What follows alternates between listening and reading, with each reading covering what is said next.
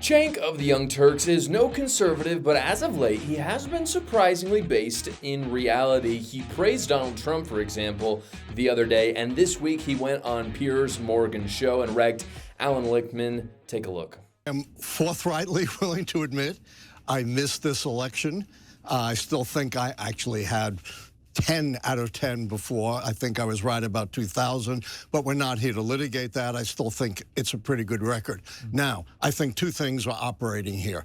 Number one, I was incredibly critical at the time of the spineless, cowardly Democrats openly and viciously trashing their elected president and their elected nominee right out there in the open. My keys are based upon the proposition that a pragmatic, rational electorate decides whether or not the White House party is governed well enough to get 4 more years. That was exploded this time by a new wave of disinformation that we've never seen before. You're blaming disinformation. There was disinformation. There was the cats and the dogs nonsense. The points you're making about undocumented immigrants, I agree with, Alan, okay? But that didn't cost the election. The people who are at fault are not other people. It is the candidate, Kamala Harris, the previous candidate, Joe Biden, Democratic Party, Democratic leadership. You guys don't want to admit that they're the problem. They're the cancer in the Democratic Party. So I don't agree with Cenk when it comes to policy or ideology, like hardly at all, because he's a socialist. But he and I are in the same camp when it comes to looking at the election and seeing what happened and then talking about it, because Cenk actually is based in reality for the most part. Democrats like Allan Lichtman, I'm probably saying his name wrong. Lichtman, I don't know. This is the guy, if you don't know, this is the guy who supposedly has called the correct election for the last 10 elections. He got this one wrong. He said Kamala Harris was going to win. I never said Kamala Harris was going to win. Anyone with a brain didn't say that Kamala Harris was going to win, so I don't trust him at all. But hey, maybe he got the past ones right, whatever. But Democrats like him, they're really struggling right now. And the reason why is because they cannot look at the election without looking through the lens of racism as well as it was stolen. That's how they're looking at it. From The View, I've showed a lot of videos of it on this show, from Allan Lichtman to The View, to MSNBC, all of these people are looking through this lens of either racism or the election was stolen. And what this creates is that when you believe these things, it means that you believe that your candidate was the savior. And this happens all the time in politics. It's the only logical explanation. Allan Lichtman is seeing Kamala Harris, and he cannot see her faults at all. He can't see the distasteful personality that a lot of people saw, or the time she was with Biden. He can't see that her inability to connect with people on a personal level. She wouldn't even go on Joe Rogan. She would hardly do any kind of alternative media interviews except for the Call Her Daddy podcast, which people actually hated. If you look it up, there's a lot of people who said they specifically did not vote for her because of the fact that she was on that podcast, because she didn't come off very authentically. He could not look at those things. He could not look at her past policy. He could not see that cooing Biden did not sit well with many Democrats. And so he thinks that she is the Messiah that's returned to take out the big bad orange man, which again is the wrong mentality anyway, because Donald Trump wasn't even president at the time, but it's how a lot of Democrats thought. And so the only plausible explanation in his mind is that the election was stolen or Americans are racist. And he doesn't go into the racism thing here. He goes more with the stolen thing, saying that there was disinformation. And Cenk goes in on him. And the problem is that it's not based in reality. There's no evidence for it.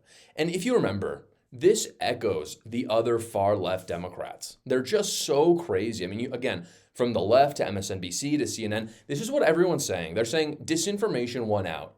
And what it does to Americans is they hear this and they go, no, I wanted Trump. And then they look at all the appointments that Trump is making and they go, yeah, this is what I voted for. This is what I want. And when they see Allan saying these things about them, it makes them dig in their heels more, because they're like, oh, the Democrat elites hate me. They think I'm stupid.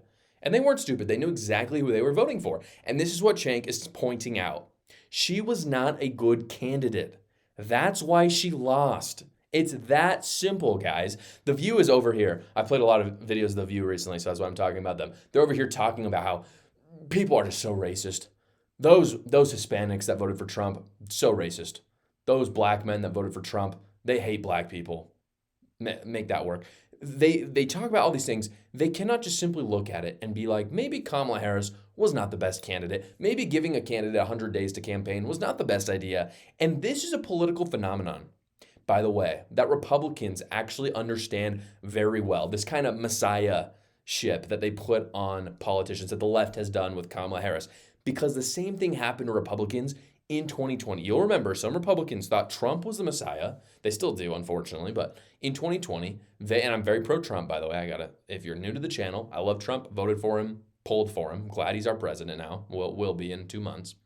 Some Republicans thought Trump was the Messiah. So instead of looking at the campaign that he ran in 2020 when he lost, they called it election stealing instead of seeing the faults that he would have made. And here's the deal, guys. Maybe some of that went on.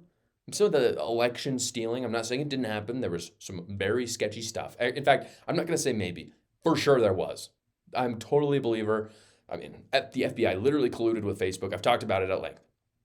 However, for me, if I am going to vote for a candidate for president, for any leadership position, one of the most paramount skills that they must possess is taking responsibility. And so my big critique of Trump, what it's been for a long time, and this applies to Democrats right now, is we all know Democrats want to steal the election. Like, that's not a surprise. People who are like, I can't believe Democrats, they stole it in 2020. Really? It's the same people who say that go out there and talk about how the mainstream media are corrupt and propagandists. They're right. But to act surprised is crazy. What I want is a leader and a party who is responsible enough to push back and push through that, not to complain about it. And Donald Trump didn't do it. This time he did do it. You can tell he had a solid plan. He had a ground game. And he didn't win because he was a messiah or because he was prophesied to take out Joe Biden, but because I believe, this is my belief, he took more responsibility and made it happen. And Kamala Harris didn't do that at all. She didn't take responsibility, so she lost. Allan could not see that. Many Democrats can't see that. However, Cenk sees it.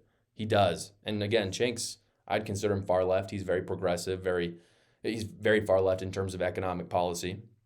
But Cenk sees it regardless. And a lot of Democrats also do see what Cenk sees. And so what this means for America, and this is really what's important, like big time important for the Republican Party and the Democrat Party, what it means for America going forward is which side between Allan and Cenk is going to run the Democrat Party. Because if Allan's side wins, Democrats will continue to lose because they're detached from reality. They would prefer to whine than actually get to work, which is what Cenk is saying. But if Cenk's side wins, things will get competitive again. They just will. I, for one, just want to let you guys know, I hope that Allan's side wins. Before you guys go, I want to let you know that my book is on sale right now at Amazon.com. You can see it on the bookshelf over there. It's only $9.99. I talk about the progressive cult that is the Democrat Party right now. I had a really good time writing it. There's some fascinating stories that I researched that are in the book. Again, it's only $9.99 at Amazon. The link is in the description below. Check it out.